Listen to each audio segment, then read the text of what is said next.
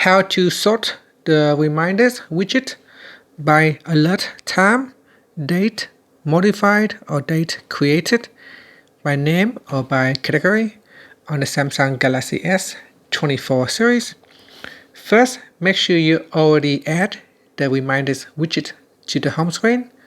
Now, if you haven't, we can add the widget to the home screen. To do so, first on the home screen, touch and hold, then tap on widgets. In here, we scroll down and then tap on reminders, and then drag the category reminder widget to your home screen. Now I'm just going to resize the widget by dragging on the resize handle, and then touch and hold on the widget. Next, tap on settings.